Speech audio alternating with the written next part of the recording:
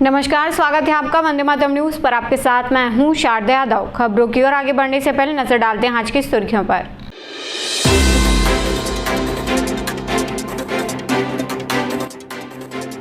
ग्यारह मार्च को रोजगार मेले का आयोजन।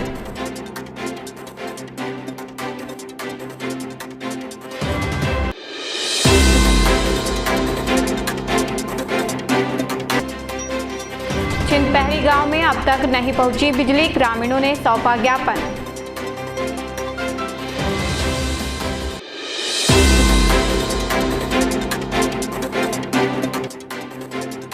सोफे में छिपे कोबरा का सफल रेस्क्यू।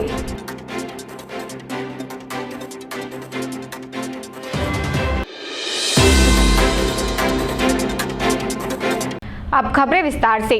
जिला रोजगार कार्यालय में 11 मार्च को रोजगार मेले का आयोजन किया जाएगा। इस रोजगार मेले में 4 संस्थानों द्वारा कुल 120 पदों पर भर्ती की जाएगी। मेले में 8वीं से लेकर ग्रेजुएशन तक के युवा रोजगार प्राप्त कर सकते हैं।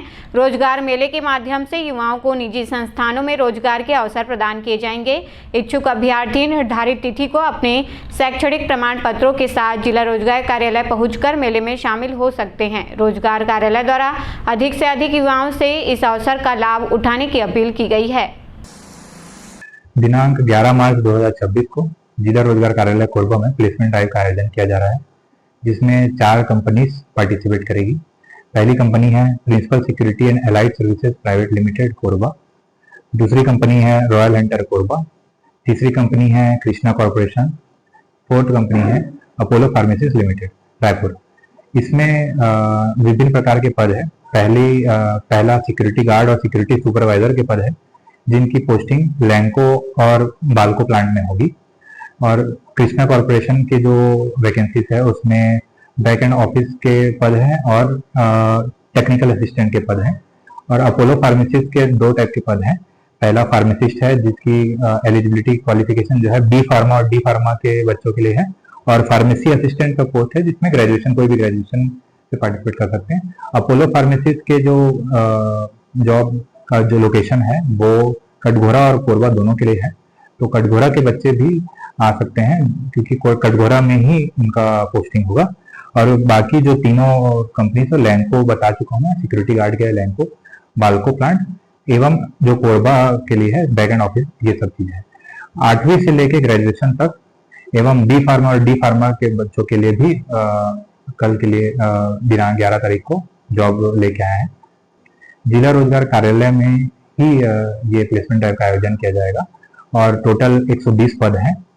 ग्राम पंचायत सपलवा के आश्रित ग्राम छिंदपहरी के ग्रामीण विद्युत कनेक्शन की मांग को लेकर कलेक्टर कार्यालय पहुंचे और प्रशासन को ज्ञापन सौंपा। ग्रामीणों ने बताया कि उनके गांव में आज तक बिजली की सुविधा उपलब्ध नहीं हो पाई है, जिससे उन्हें परेशानियों का सामना करना पड़ रहा है। ग्रामीणों का कहना है कि बिजली नहीं होने के कारण शाम होते ही पूरे गाँव में अंधेरा छा जाता है, साथ ही बच्चों की पढ़ाई प्रभावित हो रही है। ग्रामीणों ने प्रशासन से मांग की है कि जल्द से जल्द ग्राम छिंदपहरी में विद्युत कनेक्शन उपलब्ध कराया जाए, ताकि गांव के लोगों को मूलभूत सुविधा मिल सके। हमन रोड और स्कूल लाइट, ये 3 चीज है ना हमारे गांव में अति समस्या है। लाइट के तो सबसे ज्यादा समस्या है। छोटे छोटे लड़का जंगल गांव नहीं है लाइट। अपन अपन खरीद के ना, जेकर पास कुछ पैसा रहते तो छोटे मोटे बैटरी उटी खरीद के लाइट जला के गुजारा करत हन। विधायक भी कुछ नहीं बताइस। हमन तो डिवीजन ऑफिस गए रहे, हमारे जंगल के अधिकारी लंग और कलेक्टर ऑफिस भी आए हन।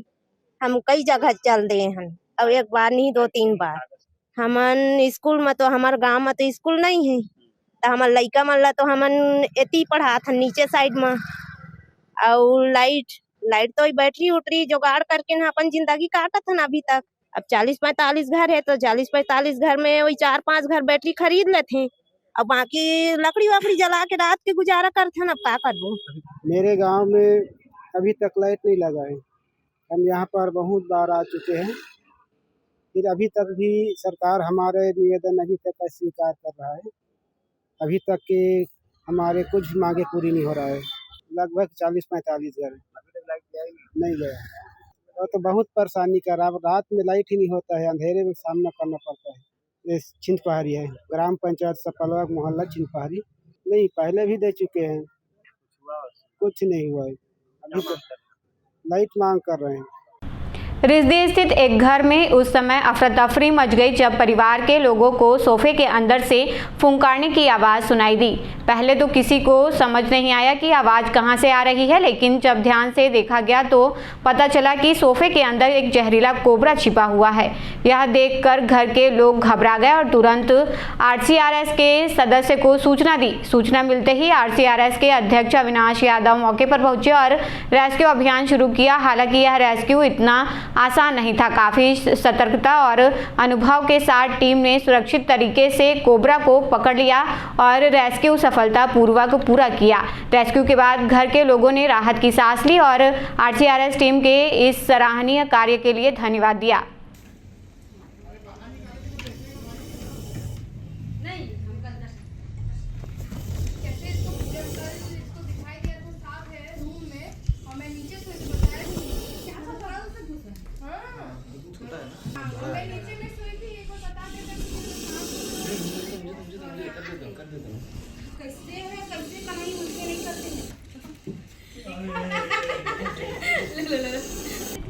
ये सब तो ठीक है।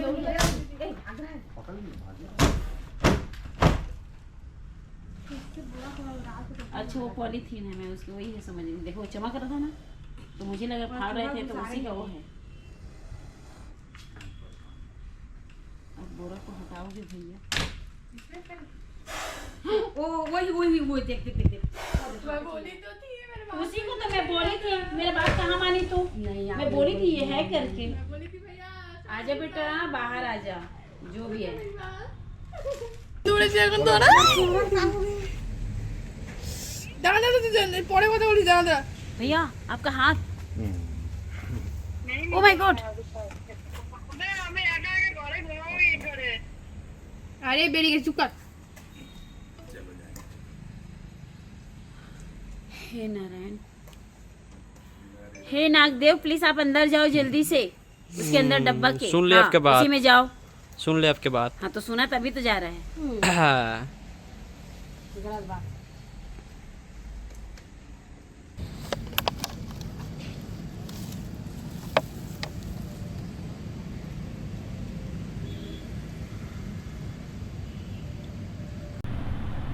बाकी मोंगरा थाना क्षेत्र अंतर्गत ग्राम देवरी से 5 लोग काम करने के लिए मैंगलुरु गए हुए थे। इसी दौरान उनके साथ गया एक युवक अचानक लापता हो गया। काफ़ी तलाश के बाद युवक का कुछ पता नहीं चला। कुछ दिन बाद मैंगलुरु पुलिस को एक लाश मिला जिसे लापता युवक का बताया जा रहा है। घटना की जानकारी मिलने से साथियों में हड़कंप मच गया। मैंगलुरु में संबंधित पुलिस थाना द्वारा मर्ग कायम कर मामले की जांच शुरू कर दी गई है। फिलहाल युवक की मौत किन परिस्थितियों में हुई इसका खुलासा जांच के बाद ही हो सकेगा।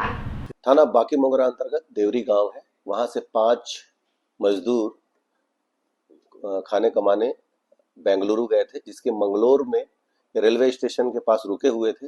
उसी दौरान उस 5 लोगों में से एक लड़का जिसका नाम है रविदास 22 साल, ये कहीं चाय पीने के लिए कहीं निकला था।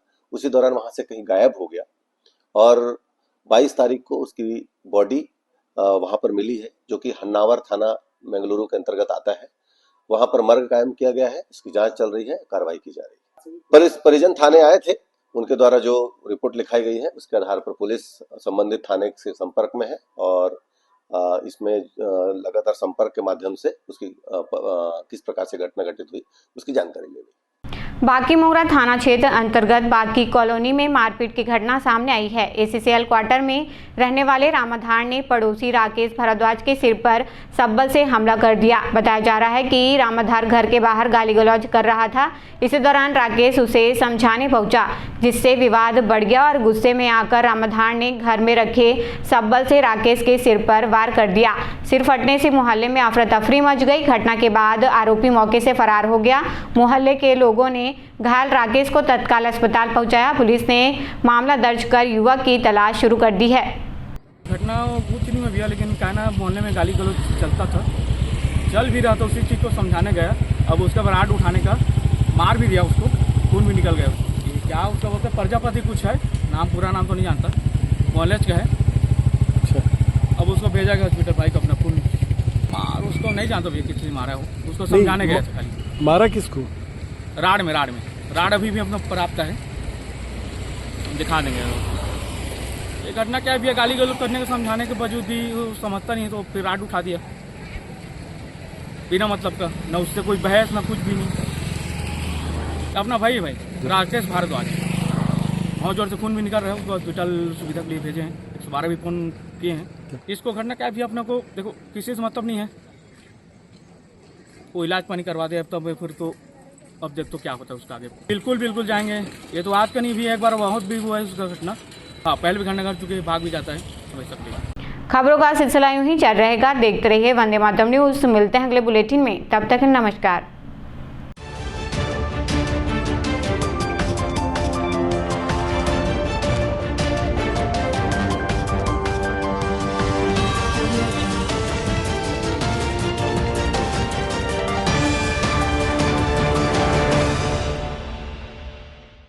सिद्धि Vinayak hospital, a unit of orthopaedic surgery and trauma management.